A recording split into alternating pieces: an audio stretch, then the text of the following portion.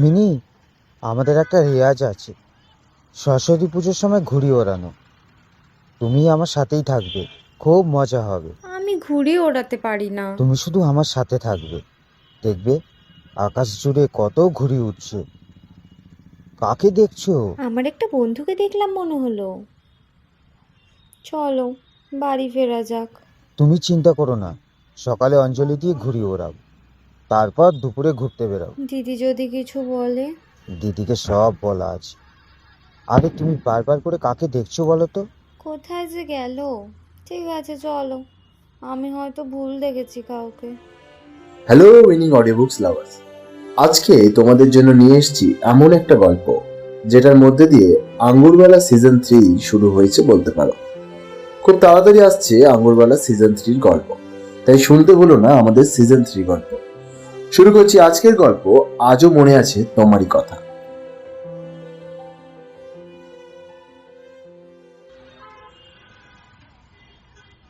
আমাকেই খুঁজছিলে লাবণ্য?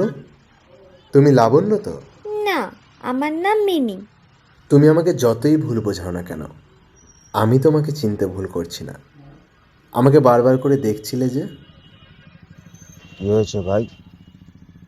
তুমি যা ভাবছো, মিনি কিন্তু ওই ধরনের মেয়ে নয়। জানি, ওর ব্যাপারে আমার থেকে কেউ ভালো জানে না। চলো লাবণ্য, আমার সাথে চলো। এইখানে কেন পড়ে আছো? দেখুন, আমি আপনাকে চিনি না, আমাকে প্লিজ একা থাকতে দিন। লাবণ্য, আমি এখন পুনে চলে গেছি। গত 7 বছর ধরে ওইখানেই আছি। স্কুল কলেজে পড়ার সময় আমাদের মধ্যে কত মজা ফাজলাম হতো, কতবার দরকারে আমাকে ডেকেছো। এইবার তুমি কি করে ভুলে গেলে আমাকে? এখন এসব কথা থাক।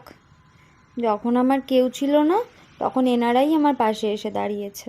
আমি তোমাকে পাগলের মতন ভালোবেসে গেছি শুধু, কিন্তু তুমি বুঝতে পারলে না। তোমাকে কাছে পেতে আমাকে কি করতে হবে বলো শুধু। আমি তোমার কাছে যেতে চাই না। আমি তোমাকে কোনোদিন ভালোবাসিনি। তুমি চলে যাও। শোভন দাঁড়িয়ে রইল এভাবেই। পথ চলতে থাকা লাবণ্যর পায়ের ঘুমুরের শব্দগুলো ওর কানে কখন স্তব্ধ হয়ে গেছে।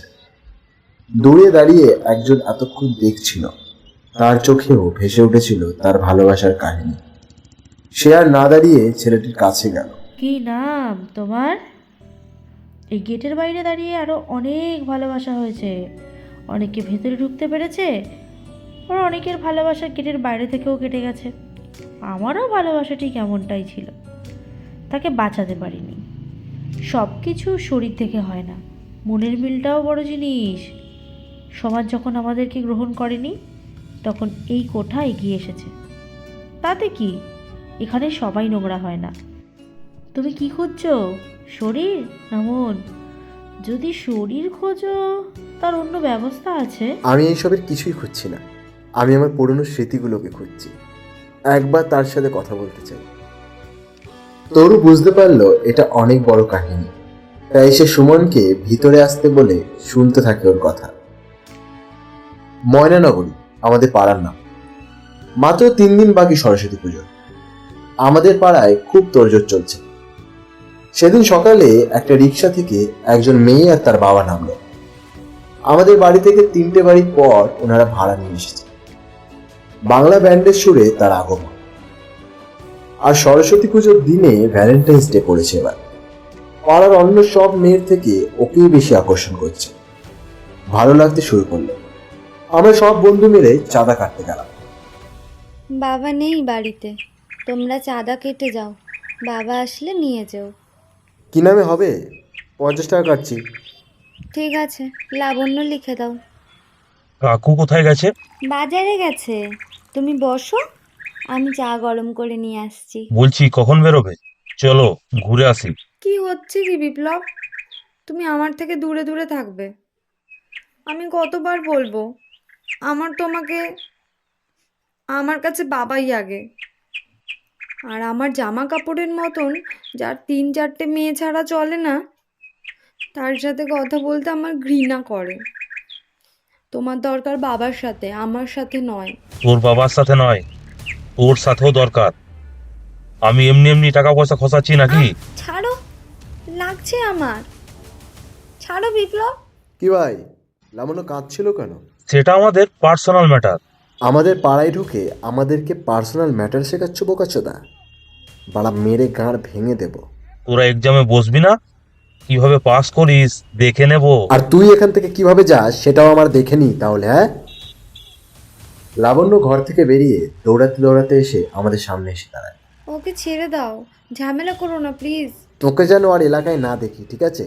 আর শোন, তোর বাবা স্কুলের হেডমাস্টার মাত্র, আর আমার বাবা ইন্সপেক্টর, থানার বড় বাবু। তাই বালের ক্ষমতা নিয়ে আমার কাছে আসিস না, তোকে তোর বাবার সামনে মেরে আসবো পাড়া। এই এতক্ষণের ঝামেলাটা দাঁড়িয়ে দেখছিল লাবণ্যর বাবা। কি হয়েছে বাবা? তোমরা তোমরা বিপ্লবকে এইরকম কথা বলছো কেন? কাকু, অসুবিধা পড়লে আমরা আছি তো। আফটার অল আমরা পাড়ার লোক, বিপদে বাইরে থেকে কেউ এগিয়ে আসবে না। বিপ্লব আপনার মেয়ের জীবন নিয়ে খেলছে, মেয়ে নিয়ে খেলাই ওর কাজ। প্লিজ একটু বুঝুন।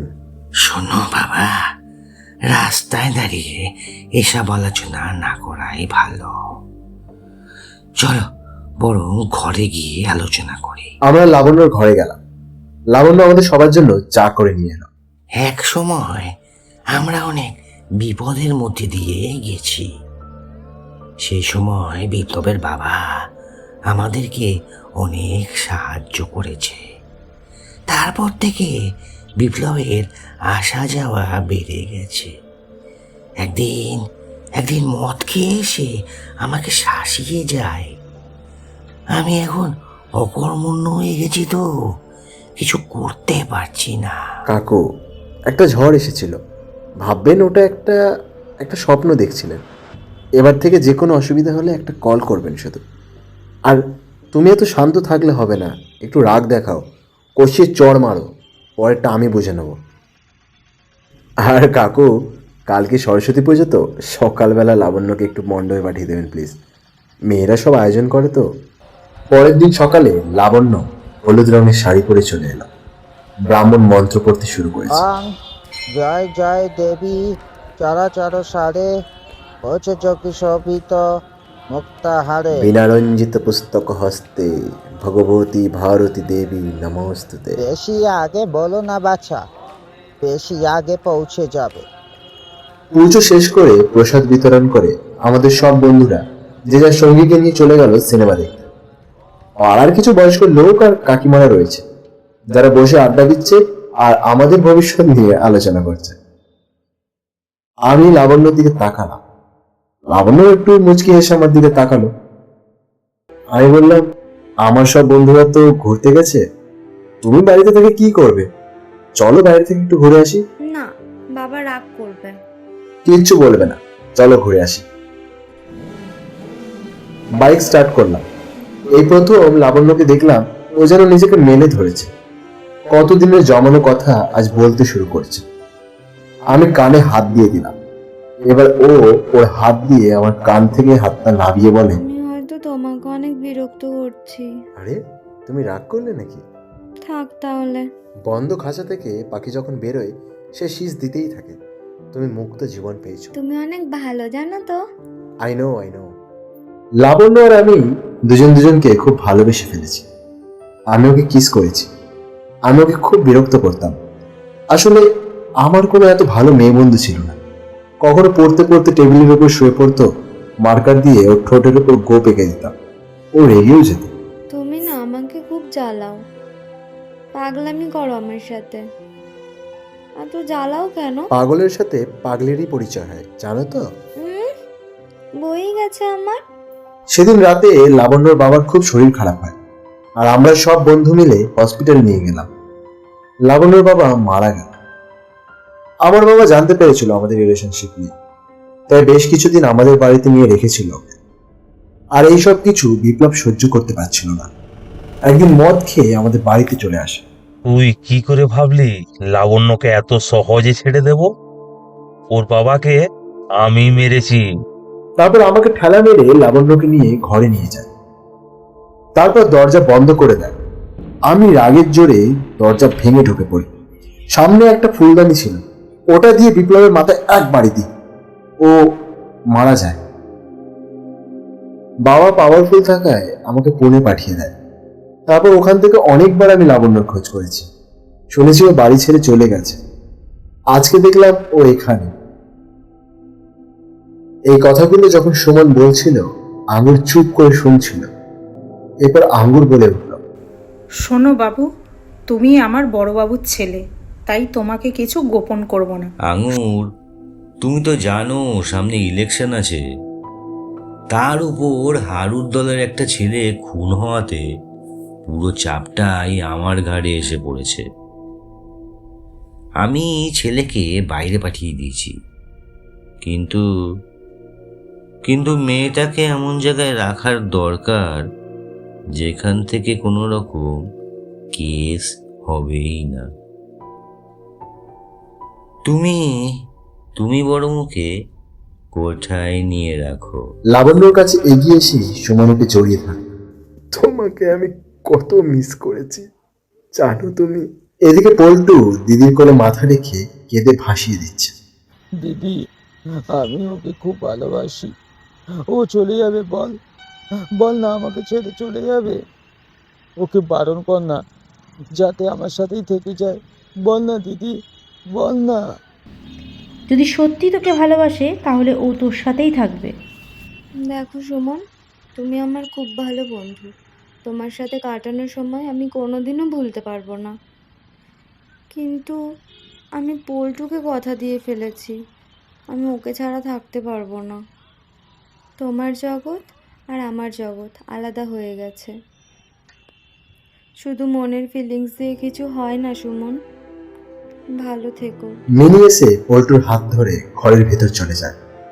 সুমন ধীরে ধীরে বেরিয়ে চলে আসে বাইরের দিকে। তরুর কথাটাই শুধু এখন ভাসছে ওর চোখের সামনে। এই গেটের বাইরে দাঁড়িয়ে আরও অনেক ভালোবাসা হয়েছে, অনেকে ভেতরে ঢুকতে পেরেছে, অনেকের ভালোবাসা গেটের বাইরে থেকেও কেটে গেছে। শুনছিলেন আমাদের আজকের গল্প আজও মনে আছে তোমারই কথা। গল্পটি শুনে আপনাদের কেমন লাগলো জানান আমাদেরকে কমেন্ট বক্সের মাধ্যমে। নিয়ে আসছে পরবর্তী গল্প আগামী সপ্তাহে। সঙ্গে থাকুন আর শুনতে থাকুন উইনিং অডিও বুকস।